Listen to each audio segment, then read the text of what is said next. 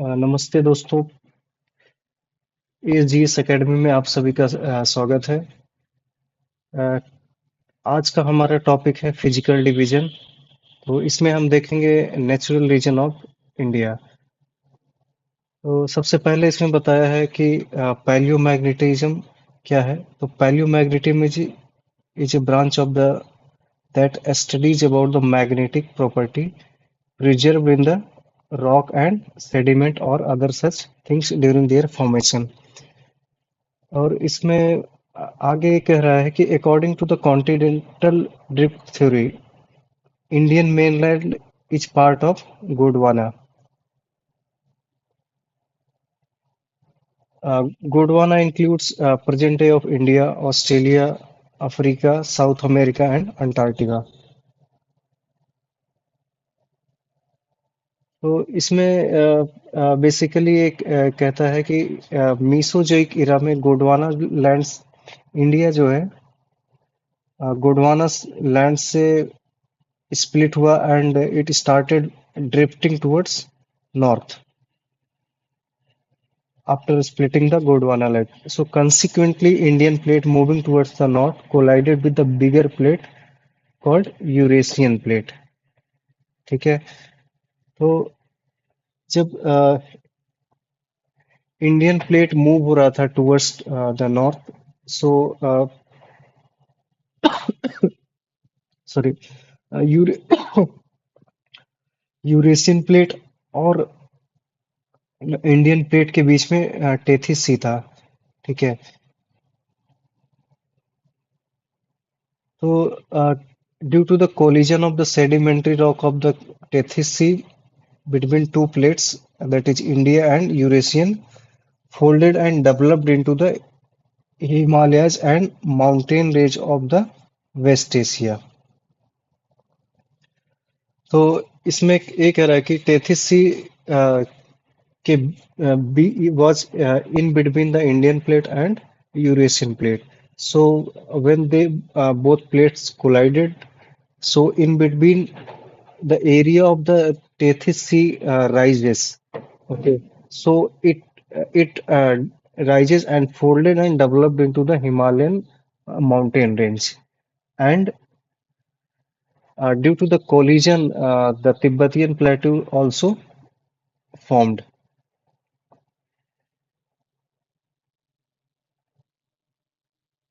तो इसमें कह रहा है कि mountain range of the present Himalayas it has youth topology। So, what are property of the youth topology? I mean, or young folded mountain. So there you will see high peaks and deep gorges, glaciers, and lots of rivers. Small and big rivers. Coming out of these mountains. So these are few properties of young fold mountain। सो हमारे young food mountain का example जैसे है हिमालय है आपका। अगर north America में and south America में देखे तो एंडीज है। ठीक है। और नॉर्थ अमेरिका में आपका रॉकीज माउंटेन है। So due to the upliftment of the Tethys sea in the Himalaya and the subsidence of the northern flank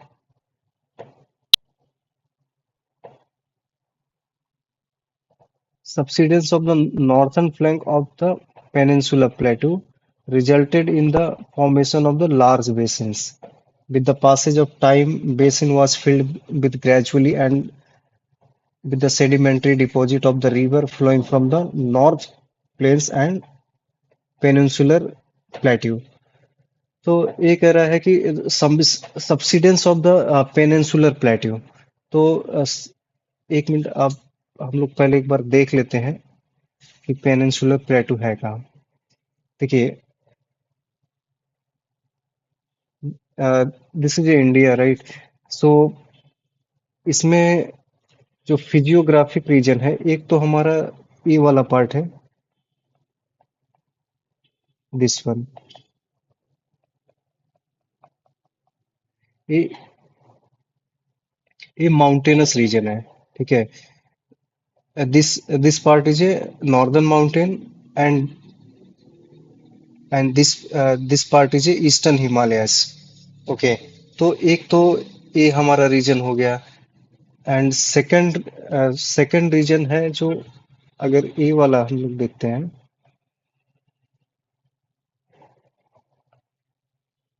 ये वाला,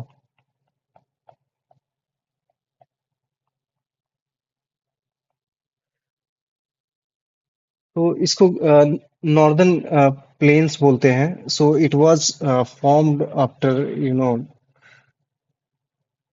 by the deposition of the rivers coming from the uh, Himalayas and from the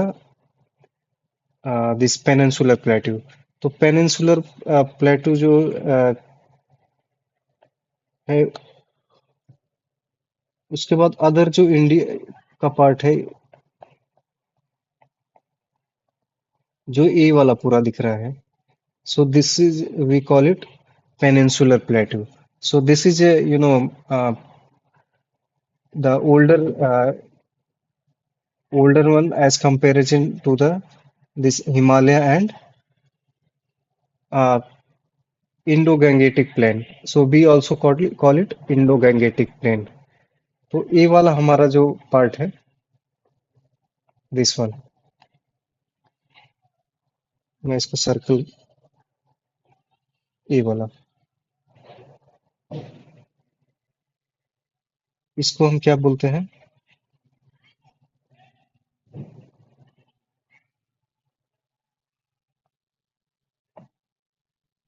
peninsular plateau. Okay, तो वही कह रहा है कि जो Indo Gangetic plane कैसे बना है, जो हिमालय की नदियां हैं, वो अपने साथ बहुत सारा गाद या मिट्टी और बहुत सारा इरोजन करके बहुत सारे गाद इकट्ठा करती हैं, जिससे इंडो गैंगेटिक प्लेन बना है। तो और यहाँ से पेनिनसुलर की जो नदियां इधर हैं, आपकी आ, सिंध हो गई, केन बेतवा, तो ये सब भी आके जो गंगा में मिलती हैं, तो इसी के द्वारा ही इंडो गैंगेटिक प्लेन बना है। ठीक है, तो फिर हम यहाँ से देखते हैं आगे।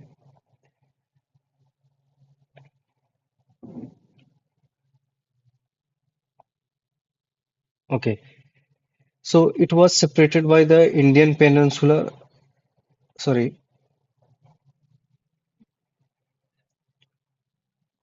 और इसमें ये कह रहा है कि, हाँ, यहाँ पे थे, तो with the passage of the time, the basin was filled gradually with the sedimentary deposit of rivers flowing from the north mountain and peninsular plateau। So in this way, vast land made up of the alluvial deposit was developed, and we call it northern plain of India।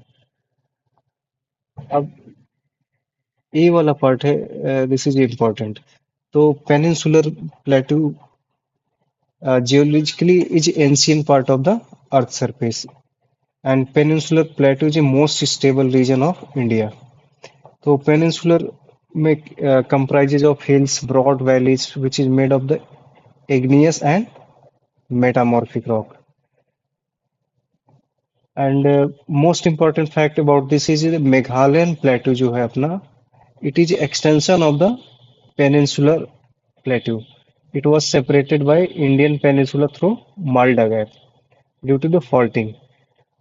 ठीक है, and western coast of India, western coast अपना कौन सा है?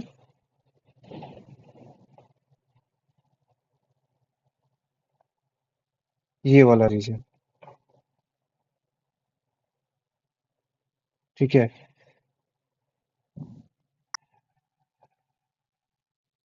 Western coast of India was form due to the faulting and subsidence of the western flag of the plateau. जो हमारा ये western ghat वाला जो वेस्टर्न कोस्टल या वेस्टर्न घाट है, ये कैसे बना है? Due to the subsidence of the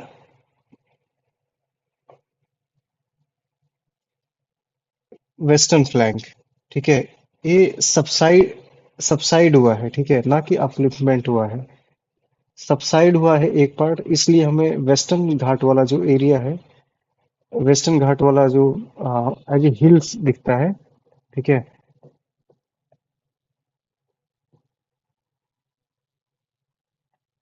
The Indian mainland shows that a large variation in physical structure. Therefore, India is divided into four natural regions.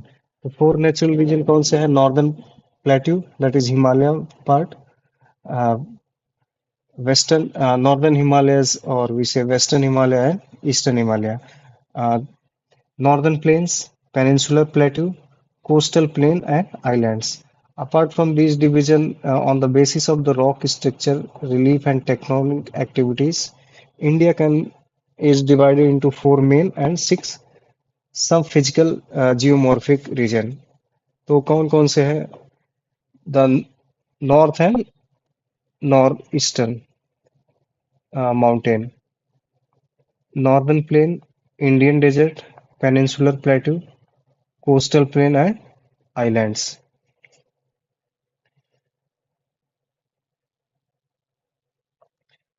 चलिए हम कुछ क्वेश्चन देखते हैं। इसमें कह रहा है कि paleomagnetic result obtained from the India indicates that in the past, India land mass has moved towards northwards. So next question है, Indian subcontinent was originally part of which landmass? तो गोंडवाना landmass.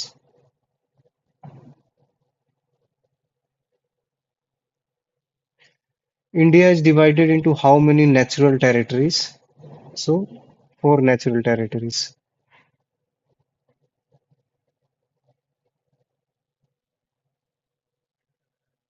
Fourth question है, in which part of Uttarakhand are artesian well found? जो artisan well found मिलते हैं हमें उत्तराखंड में, वो किस रीजन में मिलते हैं? तो तराई रीजन में मिलते हैं।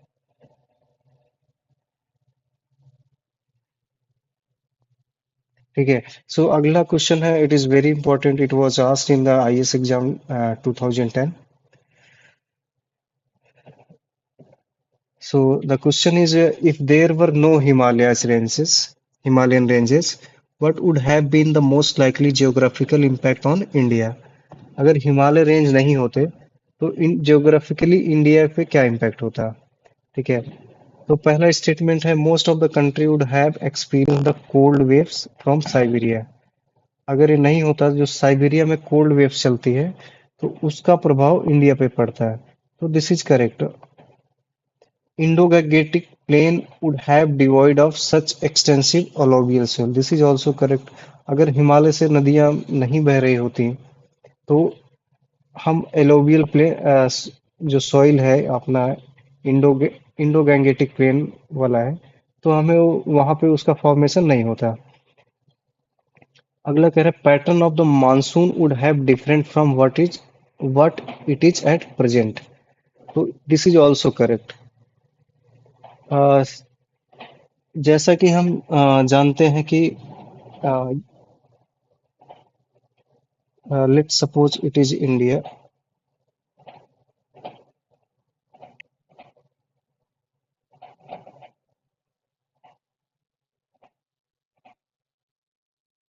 ठीक है।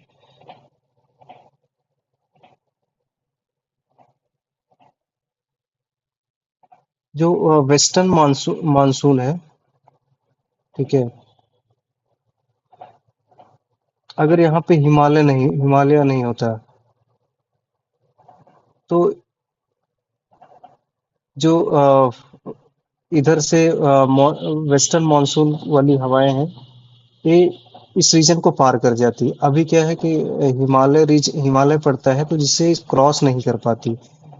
और जब ये हवा जैसे ऊपर जाती है, अम, जब हिमालय हिमालय से टकरा के जब राइज होती है, तो इनका जो टेम्परेचर होता है, ये जब हवा ऊपर जाती है तो उसका टेम्परेचर हमेशा डाउन होता है। ठीक है। तो इसकी वजह से जब टेम्परेचर कम होता है तो इनकी जो कैपेसिटी होती है टू होल्ड द वाटर, और वी से वाटर ड्रॉप्स, तो वो कम हो जाता है, जिसकी वजह से बारिश होती है। ठीक है। तो हम कह सकते हैं कि अगर मॉनस जो present monsoon would have been different from what is present. तो इसका तीनों स्टेटमेंट करेक्ट है।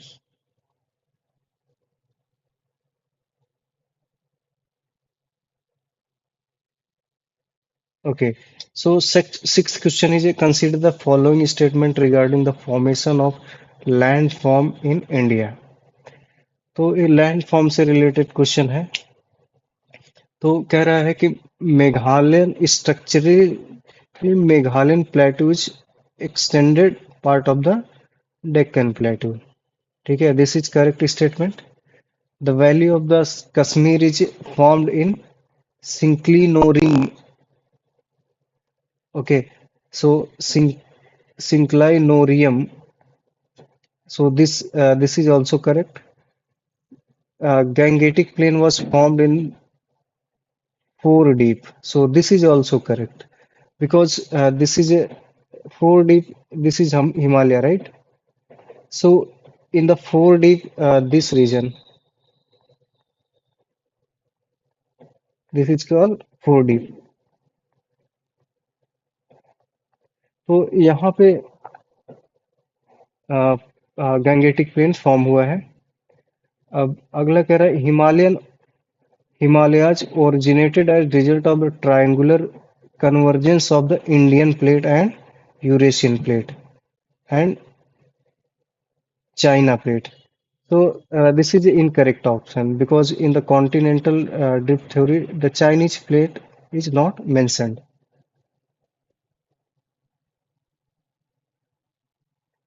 तो इसका करेक्ट ऑप्शन हो जाएगा one, two and three. So next question is which is a statement is incorrect. So first statement, geologically peninsular region of the India is the most ancient part. This is correct. Himalayan mountain demonstrate the most newly developed folded mountain in the world. This is also correct. Western coastline in India is formed by the deposition process of the river. So this is incorrect because we saw that the western coastline was formed due to the subsidence, uh, okay, not by the deposition of the river. And seventh, Gondwana Rock has largest deposit of the coal in the India. So this is also right.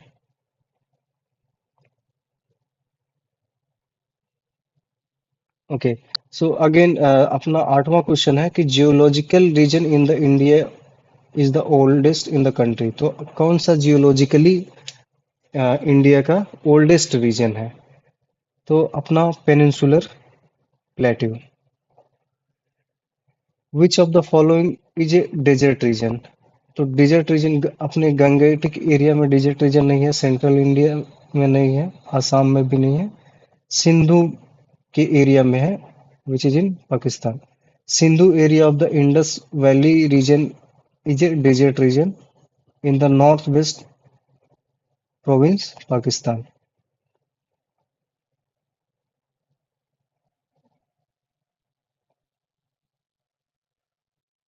ये अगले question में मिलान करना है कि कौन सा जो geological reason है किस एरा में बना। तो इसमें देखते हैं कि डेक्कन ट्रैप क्रिटेशियस इयोसीन में बना, वेस्टर्न घाट आपका बना सीनोजोइक, लेट सीनोजोइक, अरेब अरावली प्री कैम्ब्रियन, ना नर्मदा एंड ताप्ती लोबियल डिपोजिशन इन